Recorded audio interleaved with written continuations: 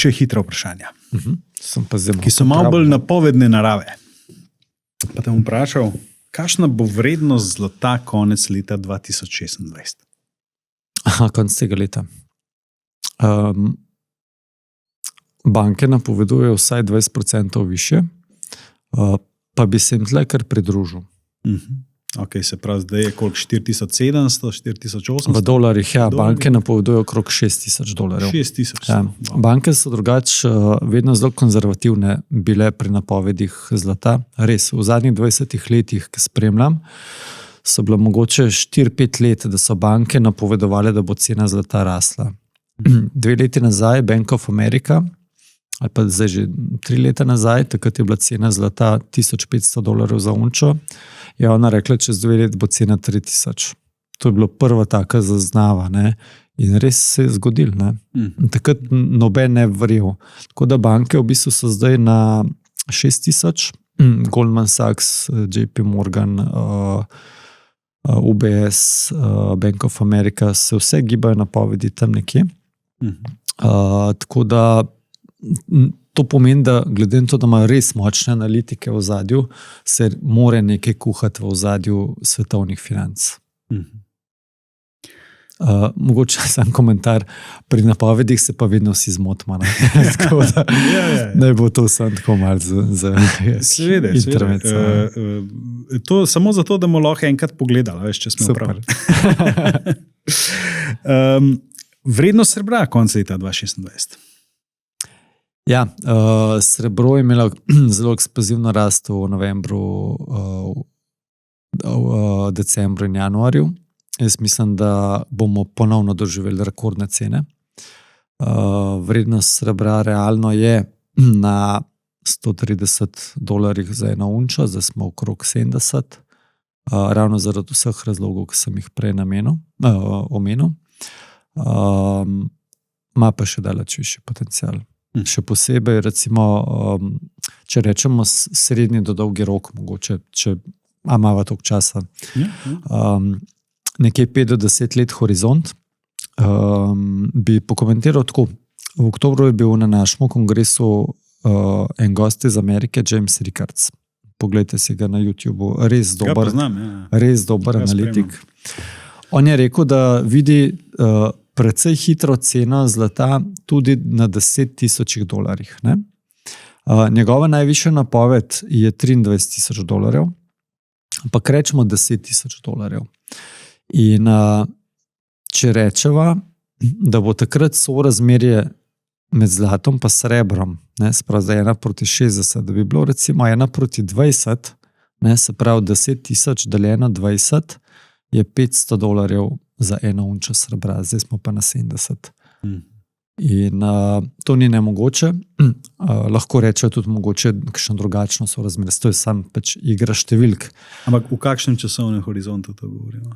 On je rekel za zlato, nekje 5 do 10 let. Aha, okay. Tako. Zdaj govorila sva tudi o Bitcoinu.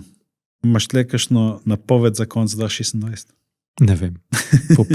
Ne vem. Da pa še ena stvar. Si velik zagovornik zdravega življenja in dolgoživosti. Se ukvarjaš tudi z hiperbaričnimi komorami. Jih ponujaš kot storitev svojim strankam. Ukvarjam se v bistvu glih ne, ampak imel sem super izkušnjo glede tega. Sam sem, ko sem bil mlad, sem treniral tek na smučeh in bom rekel, res smo pretekli ogromno, prehodili ogromno hribov. Pol, ko sem pa začel delati, sem še vedno pač veliko smo hodili v hribe, ampak pol naenkrat me je pa res začel kolen boleti. In to tako, da to je bilo pred 23 letih, da dejansko iz Šmarne gore nisem mogel iti brez palc. Mislim, to je bilo res zame stres v bistvu, ker si v enem dnevu lahko šel na Triglav gor pa dol brez problema. Ampak vedno, mislim, nisem šel k zdravniku, ampak vedno sem verjel, da nekaj se bo pa že najdel, ker ti to posanira. Tako da je res v bistvu eno leto, to je zdaj nekje okrog 5 let nazaj, v Šenčurju, kjer imamo pač sedež podjetja Elementum, 200 metrov naprej je bil pa tudi en Peter, In on je pa v bistvu izdeloval hiperbarične komore in jih še izdeluje. Najboljše na svetu za moje pojme. Ne? In takrat sem naredila pol skupaj predavanje Kisik in finance. Tako da takrat v bistvu sem tudi spoznal, kako pomemben je kisik za preprost kisik za nas, za naše telo, v bistvu kako mu omogoča in olajša samo zdravljenje. In takrat sem rekel, pač, zakaj pa ne bi šel, bom rekel, na 10 teh terapij v hiperbarično komoro, pa da vidim, kakšne bojo učinke. Ne? In neverjetno res, po 6. terapiji sem jaz šel v bistvu pač spet malo športati v hrib, nisem več v bistvu imel težav s kolenom. Ne? In po 10. terapiji sem šel na Storžič, se pravi 3 urah gor in potem še hitreje dol, seveda, ne? Brez težav v kolenu. Ne? Sicer so me noge tako bolele, da sem komaj hodil, pa kolena pa ne. Tako da in takrat sem pa začel tudi malo v tej smeri razmišljati in v bistvu sem ugotovil, da je ta hiperbarična komora oziroma hiperbarična terapija zelo poznana stvar v principu. Že več kot 200 let se pozna, zelo podobno kot zlato srebro. Ne? Pač dobra stvar, ker zelo malo ljudi ve o tem. Ne? In seveda je pomembno, kako globoko se spuščaš ali pa v hiperbarični komori, na kakšen tlak greš, imaš različne pozitivne efekte. In ugotovil sem, da je investicija v to komoro ena po moje najboljših investicij v življenju, ki jih lahko narediš, poleg investicije v znanje, pa v plemenite kovine. Pa vam bom čistko rekel, ne? Se pravi, takrat sem bil star 40 let, sem rekel, da pač ta komora stane 50 000 evrov. Sem rekel, da živel bom sicer do 106, sem imel takrat idejo, ampak zaradi lažjega računanja 50 let, ne, to je v bistvu 1000 evrov na leto. Ne.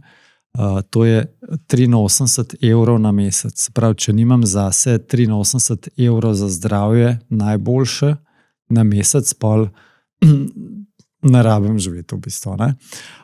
Tako da v bistvu sem šel v investicijo te hiperbarične komore, predvsem zaradi sebe, pa zaradi svoje družine. Pol pa če v bistvu glede na to, ker noben skoraj ne pozna tega, ne, da spozna tudi v bistvu to hiperbarično komoro, jo lahko tudi uporablja v bistvu za svojo korist, kaj naredi, ne, za svoje zdravje. Tako da, ja, po tem nakupu sem tudi povišal v bistvu svoje pričakovano, bom rekel, življenjsko dobo, kvalitetnega življenja, iz 106 na 120 let. Me pa šiša naš ultraplavalc, ne, ki sem ga spoznal pred leti. Takrat je glih v bistvu imel 70 let, ne, Martin Strel. Pa je bil tako vesel, ker je bil star 70, ne, pa ga vprašam, Martin, pa čem je catch, ne? Prav, a veš, jaz sem se z ogromen doktorji pogovarjal, veš, človeško telo je res narejeno, da doživi 140 let, ne? Spravi sem šele na polovici. Tako da, ja. Star si to, kakor se počutiš v bistvu. Starost je samo številka. Tako. Da pa še zadnje hitro vprašanje. Kako je na naslednjo krizo pripravljen Peter Slapšak? Jaz mislim, da kar dober. Če gledamo, da bo to naftna kriza, imamo tudi v bistvu električne solarne panele, ne? To je res čudo, v bistvu, kad ti sonca dela elektriko. Tudi to srečo smo imeli, da smo še vedno neto uporabniki te sheme, ne? In se več elektrike pridela, kakor se uporabi. Hiša je dobro izolirana, električne avto imamo tudi, tako da imamo, mobilnost imamo. Ne? Bom rekel, kakšne stroške velike poloperativne nimamo. Starejši, ki si manj poješ, manj rabiš v bistvu stvari, tako da tudi z tega stališča ni nekih izzivov. Del premoženja je razpršeno tudi v plemenitih kovinah, shranjenih na varnem mestu, in pa živim z, bom rekel, čudovito družino. Živim v bistvu v okolju, kjer so sodelavci res, bom rekel, pozitivni, ne? produktivni in v bistvu s tem, kar počnemo, se pravi prodajo zlata in srebra, tudi verjamemo, da delamo veliko pozitivnega drugim, kupcem, vlagateljem, investitorjem. Ne? Tako da v principu naj pride. Ne?